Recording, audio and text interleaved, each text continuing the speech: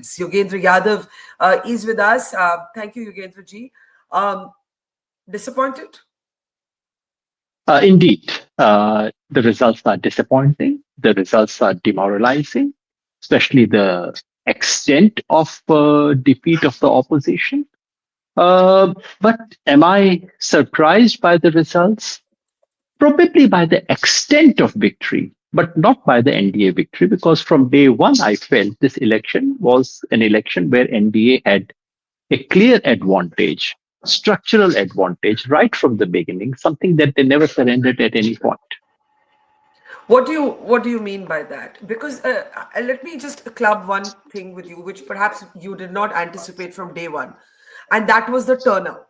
If you look at the turnout in Bihar, which has broken all records, it does show an enthusiasm in the voters to participate in this electoral process, right? So, given that, what do you mean by the structural advantage of NDA? I'll come to turnout. The structural advantage is number one, that NDA is a larger coalition than Mahagathbandhan. The BJP must be given credit for the fact that they have managed to stitch and managed to hold together, despite all kinds of difficulties, a coalition which is simply a larger coalition. In 2020, it appeared as if both the coalitions were of the same stature, but that was not true because Chirag Paswan was outside.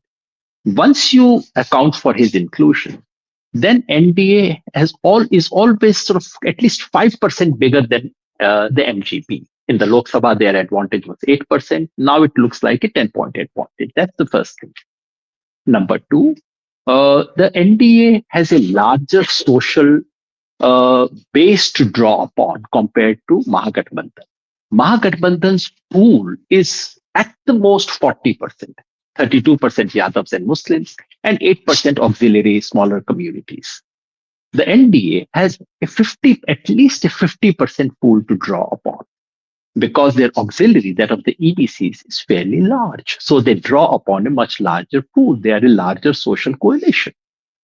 Number three, over the years, and not just in this election, NDA, specifically Nitish Kumar, has very successfully, very deftly cultivated, targeted, and secured the support from women, which can neutralize almost anything else.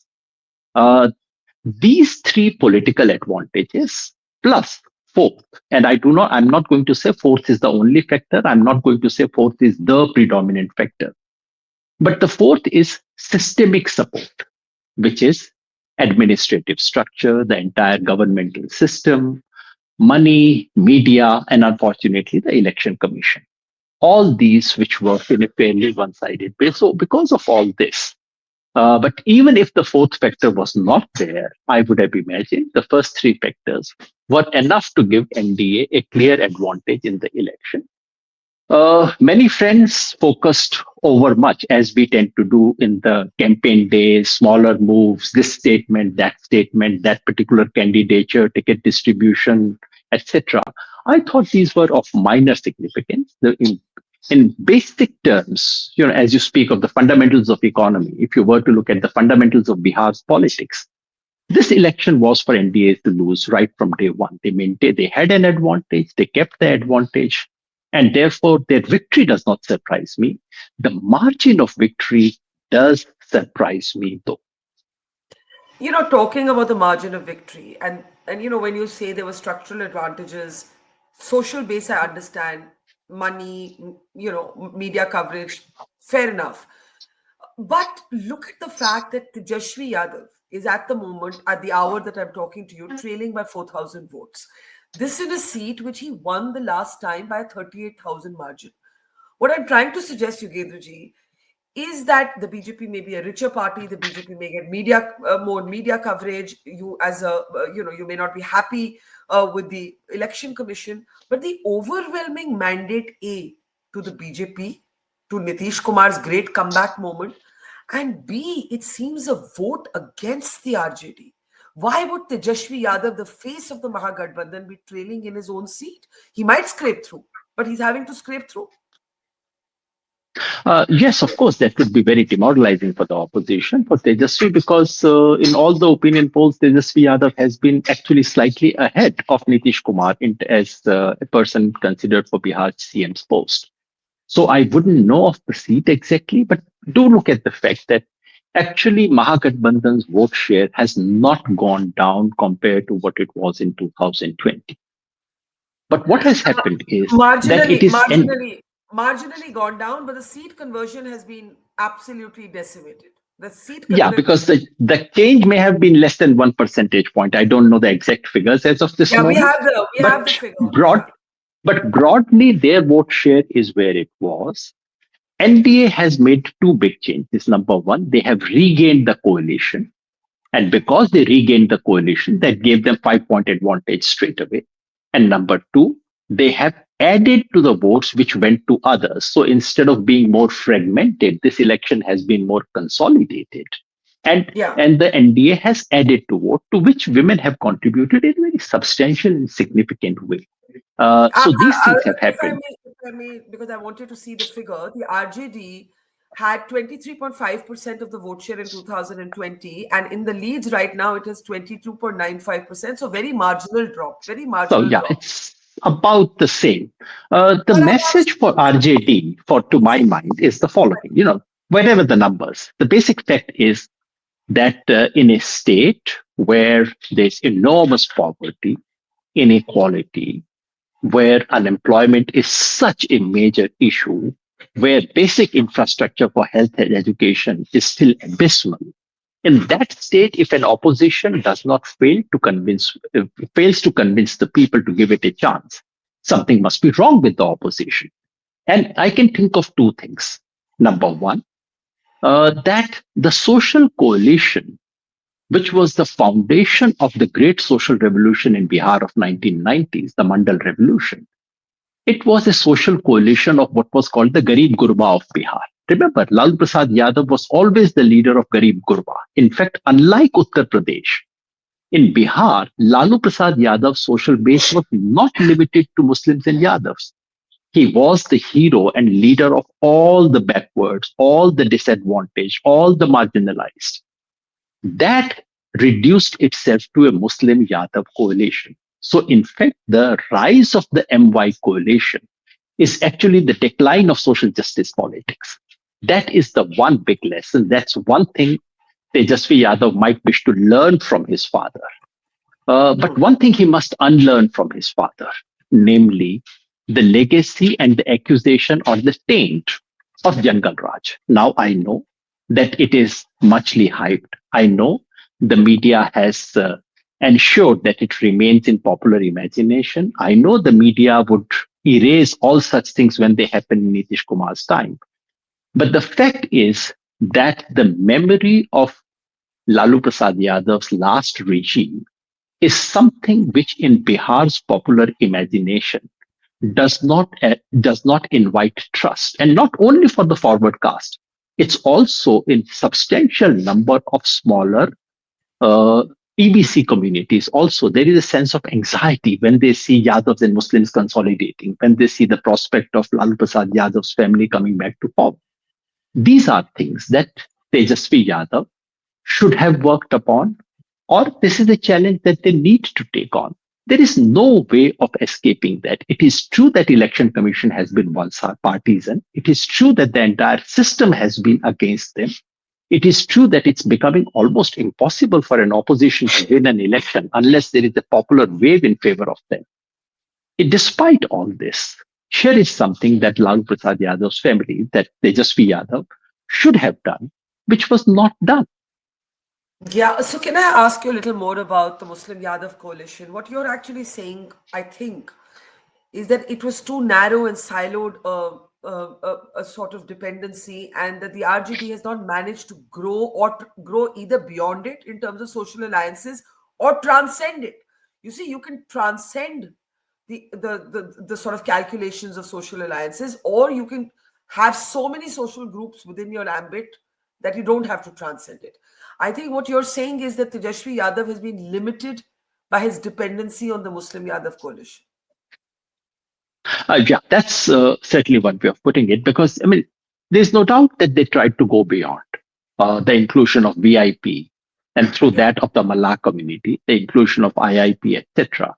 But even that does not reach even the level that Akhilesh Yadav achieved. Akhilesh Yadav's PDA yeah, is yeah, still not the alliance of all the disadvantaged communities, but at least it's no longer only MY. In Tejashwi Yadav's attempts, that could not be achieved. So that's certainly a limit. And do remember that while Muslims and Yadavs have voted for and have voted for Mahagathbandhan, may have voted for higher proportion that compared to the past. But that actually invites a reaction.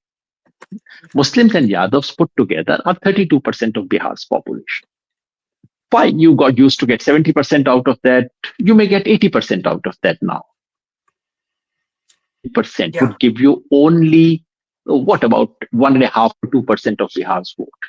But when people see Muslims mobilizing in greater numbers behind RJD or Mahagathbandhan, it has a counter mobilizing effect and it gives BJP a space to do Hindu polarization. And when people see Yadavs on the street with certain kind of confidence that we are going to come back to power, then it recoils on the party because large number of communities then say, oh my God, we need to do something about it. That's one. So that in terms of social coalition needed to be expanded. Number two, you have to go beyond just the social coalition and the social arithmetic. The point is, here is a state which has one of the worst records of human development. Here is a state which is crying out for improvement in its educational health infrastructure. Here is a by push factor, not by pull factor. And in that state, can we not make these into an issue? To be fair to Tejaswi, he raised it in the election manifesto. He spoke about it in his speeches, but that's not enough. You need to appear to be more credible alternative. Tejaswi Yadav had an asset. When he was deputy chief minister, he had given more jobs than Nitish government had done in its tenure. So he could build on that. But did he manage to do it? I don't think he managed to do it successfully. So there was definitely a failure on the part of the opposition, notwithstanding all the systemic biases that have operated against the opposition. Sorry, I think that's the operative bit. That, whatever systemic biases you believe exist, and you've listed some of them, the opposition has to own up to its own failure. And I think that's what you just said, that the opposition needed a better social coalition, a better narrative, a better counter narrative to maybe take on the perceptions of the Jungle Raj quote unquote memories. Where do you define this failure when you say, despite the systemic biases against the opposition also failed? How would you define that failure? Barkha, I would say both things. While I would want, you said what I believe to be systemic biases. So, Yeah, while I would want the opposition to acknowledge that their politics needed modification, that their politics had serious failures, I yeah. would want you to acknowledge that the entire system has been rigged in this country against the opposition. And when I mean you say you, I mean the opinion makers of this country. I mean people who are watching and reporting, opinion makers, builders, media, and general public of this country. So it cannot be, while Yogen, what you say about possible biases, let's not use that language, Barkha. You know politics of this Uh, country, and I know politics of this let, country. Let's be straight and honest about these things. no, no. See, I let me respond to it since you've raised this point. I definitely think that the BJP is the resource-rich party. I definitely think that mainstream TV channels, have a certain tilt. But equally, I think our media is polarized, and in a way that it's never been before. Which, for me, as an old-time practitioner, I don't actually know. I just want to be driven by the facts. What I'm asking you is simply this: where do you define in any election, unless Yogendraji, you are questioning the fairness of this election result, which I don't think you're doing. You're talking about structural biases, not the process. Unless you're questioning that, There is something the opposition did wrong, or the people of Bihar were not convinced that they did right. And all I'm asking you to do is to identify that. What do you think that is? But I thought that's exactly what I was doing for the last 5, 7 minutes. No, I Let me understood. repeat it once again. Okay, go ahead. Go ahead. Yeah, let me again repeat it. You Okay. want me to say it for the third time? Let me say it. Okay. One, that opposition in Bihar, which began as a social revolution in the post-Mandal phase, Yes. which really broke the back of feudalism in Bihar, which was very important, and the upper caste hegemony in Bihar was broken for once. Gradually, that opposition got reduced to a very narrow social coalition, a social coalition that excluded the most disadvantaged among the OBC, and a significant proportion of the Dalits were excluded from that. So the opposition's challenge is to regain, to rebuild that alliance of the bottom of the pyramid. Because what Nitish Kumar has done is that he has become the very strategic position that he occupies in Bihar's social hierarchy. He has used that to reinstate the upper caste hegemony in Bihar by making large number of EBCs partners in this coalition. That needs to be broken, and the onus of that lies with the opposition. Who else would do that? Opposition has to do it clearly. Uh, that opposition must appear to be a credible alternative. There are Hmm. issues in Bihar. There are issues crying for attention. There are issues that in any other state of this country would, people would have thrown such a government out 10 years ago. I mean, I can't imagine people in Punjab suffering this kind of a government. They would have thrown it out 10 years ago. In Bihar, it continues, A, because people have now come to have such low expectations from any government, because the opposition does not seem to be offering a credible alternative. And credible alternative does not happen simply because you say nice things in the manifesto released 10 days before the election.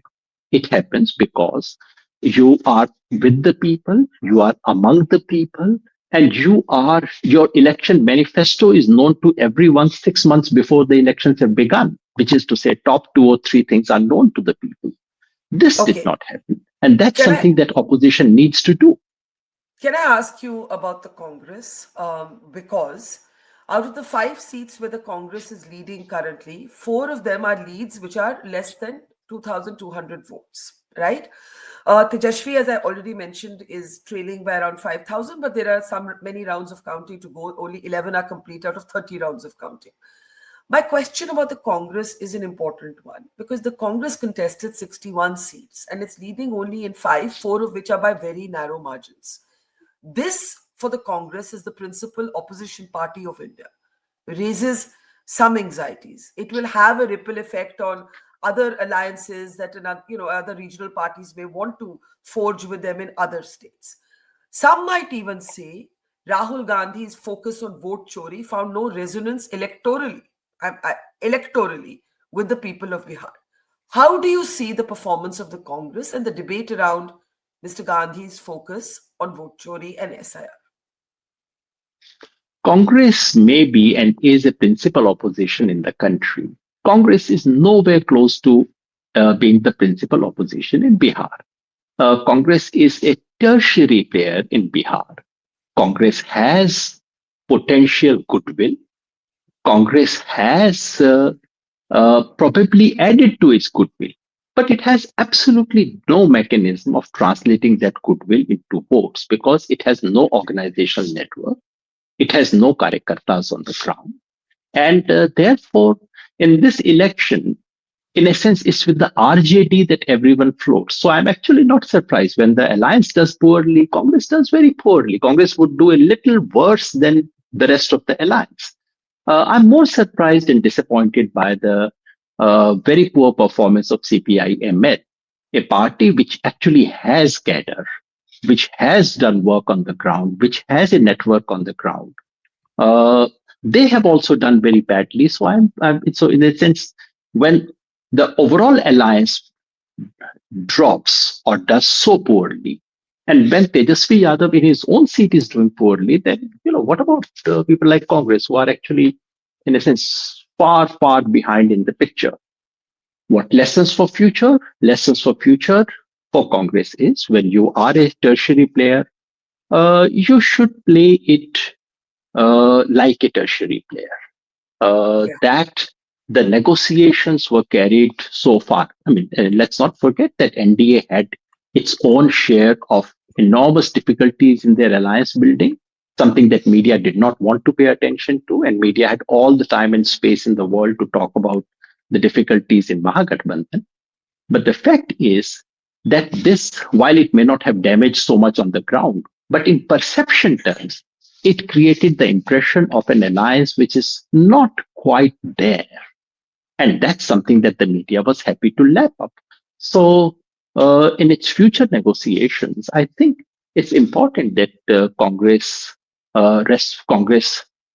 goes out of its way and learns from BJP, in a sense, the art of building difficult coalitions, building and sustaining difficult coalitions, where Congress can play a more important role. And secondly, the simple fact is there is no magic formula to reviving Congress in a state like Bihar unless you are willing to work for 5 years at least on the ground. No amount of, you change your state president, which is a good move. They made the right move. You bring in someone like Krishna Aluveru, nice move. Today, unfortunately, in India's political analysis, once you lose the match, then your captain was wrong, your fielding was wrong, your batting was wrong, your catching was wrong, everything was wrong. That's the usual Indian political analysis. I would Mm. say that those things Congress did right, but there's simply no. I mean, if your overall coalition is not up to the task, then no matter what you do in 1 month, you're going to win this election. You have to be prepared to work for 5 years. The real question is, does Congress have it in them to work on the ground for 5 years? Does Congress have those kinds of leaders who would work for 5 years? If they do, they still have. I mean, even today, when I look at a figure of 4 or 5 for Congress, even now, I'm willing to say Congress has much greater potential goodwill in Bihar than any of its votes and seats might suggest. But they have to really work for a very long term and work on the ground, which has been very difficult for the Congress. Finally, on the vote chori issue, as in, I'm not saying all issues are electoral issues alone. I'm not saying that. But electorally, it didn't yield the kind of response from the public that perhaps you would have hoped for. Two things. One, I can respond probably more about myself. Yes. The SIR campaign that we launched, anti-SIR campaign that we launched, that we have continued. We did it, Barkha, because we believe that SIR is a dilution of universal adult franchise, which it is.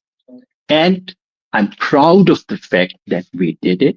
I'm proud of the fact that because of that campaign and because of the vote adhikar yatra that the opposition took, Election Commission got frightened and stopped halfway through this disenfranchisement exercise. That the original target of 1.5 to 2 crore was reduced finally only to 40 lakh people who were names that were struck. So in that sense, SIR, anti-SIR campaign was legitimate, correct? Even if I realize tomorrow that opposing SIR and ensuring universal adult franchise favors the BJP, I will still do it. Because for me, this is not about ensuring that this party wins or that party wins. It's about ensuring universal adult franchise. As for the vote chori campaign of Congress, which is not only about SIR, it's a different kind of a campaign. Yeah. Look, Yeah. vote chori campaigns are not election campaigns. Please see the difference.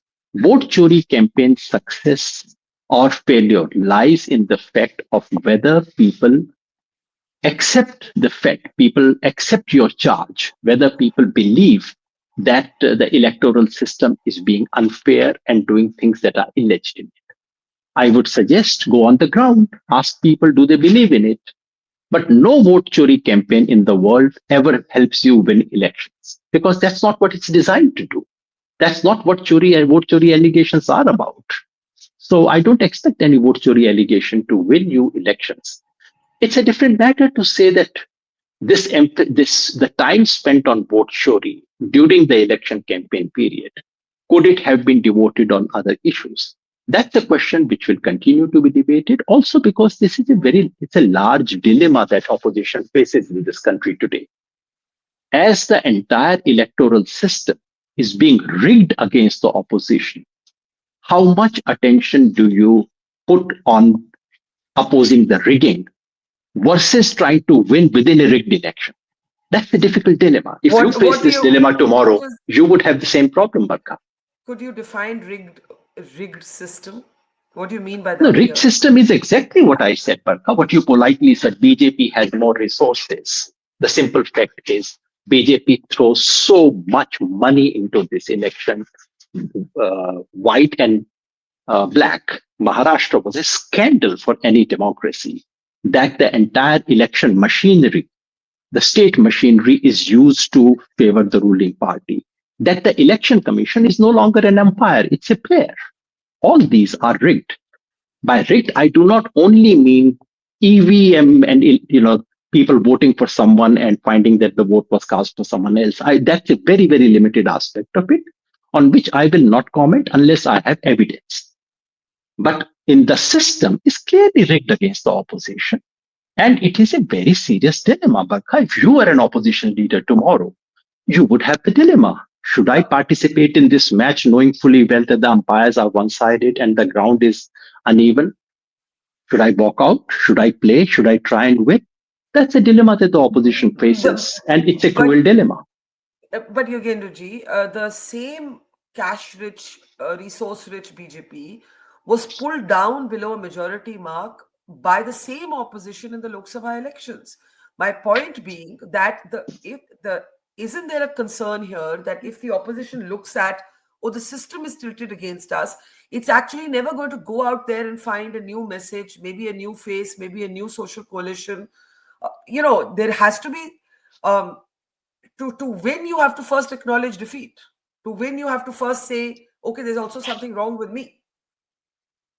Barkha, that I thought is exactly what I was saying for last 20 minutes or No, no, no, you so, were, that there you is were. I something very want. seriously wrong with the opposition.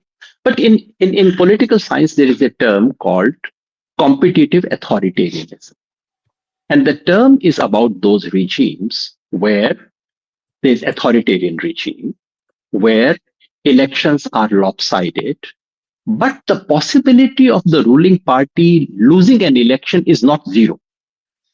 So when you say the ground is uneven, the ground is tilted against me, doesn't mean I would always lose the race.